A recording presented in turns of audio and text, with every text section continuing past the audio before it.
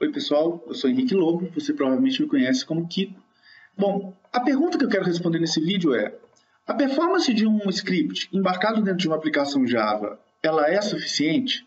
Ela é aceitável? Resposta: em 99,99999% das vezes, sim, ela é aceitável e muito superior ao que você espera. Claro, a sua performance do código-fonte, já quando ele for compilado, vai ser ligeiramente inferior à que você tem com o código Java nativo, isso é normal. Mas, se vai ser aceitável ou não, vai depender da especificação do seu sistema.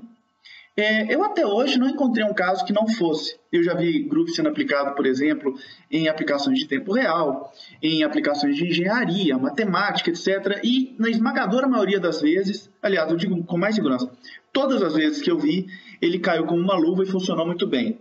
Mesmo quando o Groove era muito lento, lá no Groove 1.6, alguns anos atrás, por exemplo, ele era tipo 1000 vezes mais lento que o Java. Mesmo naquela época já era aceitável. Hoje, com o Groove 2.0, 2.1, você já obtém uma performance muito mais próxima do Java, então esse gap já diminui ainda mais. No entanto, não dá para fazer mágica. Se você está colocando scripts na sua aplicação, na prática você está delegando a responsabilidade de inclusão de código para o seu usuário final. Esse cara pode não ser um bom programador, então não tem muito o que fazer, certo? Errado, tem o que fazer sim. Na especificação do seu sistema, você pode definir, por exemplo, um tempo mínimo de execução. Eu mostrei isso no vídeo anterior, quando a gente definia o tempo máximo de execução de um script. E aí você pode avisar para o usuário: olha, seu código está meio tosco, melhora aqui a performance. E você também pode pré-compilar o seu script para que nas execuções que vão se seguir, ele possa executar ainda mais rápido do que você obteve a resposta na primeira vez. Em uma aplicação servidora, por exemplo, você vai obter esse ganho rápido. A primeira vez vai ser mais lenta mesmo, mas a partir da segunda o trem já melhora bastante. Nesse vídeo eu vou mostrar como que isso funciona e, assim, quem sabe acabar com esse mito que impede as pessoas de usar uma linguagem de script embarcada dentro de uma aplicação Java. Vamos lá. Bom, pessoal, vindo aqui para a prática, eu melhorei um pouquinho aquele nosso formulário. Ele tem agora dois combos. Aquele mesmo que eu listo os scripts, e um outro que eu seleciono o executor. O primeiro script que eu vou executar é um que eu chamei de burro, esse dummy aqui. O que ele faz? Eu obtenho um valor que é o tempo, e contando de 1 até 500.000, eu vou incrementando esse valor que eu retorno no final. Executando aqui no lento, os tempos de resposta que eu obtenho, na primeira vez vai ser mais lento mesmo, é 787 milissegundos. A partir da segunda vai variar entre 51, 50, 45, a gente pode dizer que vai variar entre, vou colocar aqui um mínimo 33 a 52 milissegundos, vou anotar aqui, tá? 33 a 52 milissegundos. Vou agora voltar aqui para o executor rápido que eu implementei. O executor rápido que eu estou chamando de deflash, ele executa já de cara. Na primeira vez aqui, olha, na primeira execução é 45 milissegundos. Vamos pegar a média agora. 13, 20, 10, 11... Aqui, mas chegou no mínimo de 7, vai ficar entre 7 e 13 milissegundos. 7 e 13 milissegundos. Aqui de cara a gente percebe o ganho de performance. Olha, está no mínimo 4 vezes aqui. Né? Vamos ver o segundo script que eu coloquei aqui, que é um fatorial. Fatorial bem toscão mesmo. Aqui está ele. O que eu faço? Eu calculo um fatorial de 20. Vamos medir o tempo aqui de novo, limpando aqui esse formulário, com o script fatorial no meu script lento. Vamos executar aqui. O tempo que eu tenho é 115 milissegundos, 34... vai variar aqui entre 18 e 34 milissegundos. Tempo até bom.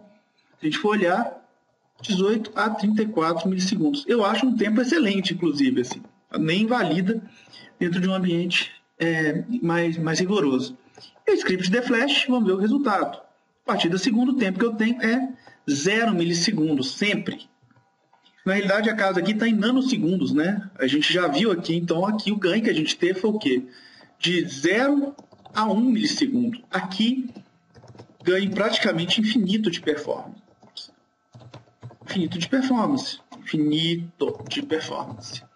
Vamos comparar as duas implementações que eu tenho dos executores. Se você acompanha essa série, você vai ver que ela é bem parecida com as anteriores. O executor lento é aquele que nem mede segurança nem nada. O que eu faço é obter o código-fonte, implemento um binding aqui, chamo uma nova instância de Groovy Shell e, em seguida, o método evaluate, passando o código-fonte que obtenho a partir da operação. Eu poderia melhorar um pouquinho essa performance armazenando as instâncias, por exemplo, do Groovy Shell, mas não seria um ganho tão significativo assim. E essa é a maneira mais estúpida que você tem de ficar carregando código dentro da sua JVM de maneira dinâmica. Se você quer uma performance melhor, você precompila o script. Para isso, eu implementei aqui o executor rápido. Bom, como que ele é? Primeiro, eu coloquei um cache interno aqui de objetos.class, que a chave vai ser o quê? A operação, esse mesmo enum que a gente já viu nos vídeos anteriores, que serve só para identificar os scripts dentro da aplicação. Tenho aqui também o Groovy Class Loader, é uma novidade. O que o Groovy Class Loader faz? Como o próprio nome diz, ele vai carregar classes Groovy. Para isso, eu vou criar vou instanciar minha própria versão aqui configurada. Eu uso um objeto chamado Compiler Configuration, que define as configurações de compilação. A gente pode definir aqui, por exemplo, os parâmetros para gerar código mais rápido. Eu usei só dois aqui, o setDebug com false e o setVerbose com false também, para gerar o código que já seria, ao menos em teoria, aquele código que ia para produção. E aqui eu instancio o Groovy Class Loader passando, primeiro, o Class Loader da classe Py, porque assim ele vai acessar todas as classes que estão no Py, e também essas configurações de compilação. Voltando aqui, vamos ver como que a execução funciona. Bom, a execução, a primeira coisa que ela faz é buscar a classe compilada naquele cache que eu mostrei em cima. Só para lembrar, esse aqui. Se eu não obtive essa classe, o que eu faço? Eu mando gerar uma nova com o Groovy Class Loader, passando para ele o código-fonte do script, usando essa classe aqui, o Script Loader que a gente viu anteriormente. A classe Script Loader recebe uma operação e encontra o código-fonte e me retorna uma string que é ele.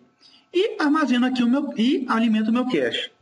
Em seguida, o que eu faço? Crio o binding e executo o script. Todo script Groovy é uma implementação dessa classe script. Então, o que eu faço? Pego o construtor que recebe binding por reflexão, crio a nova instância.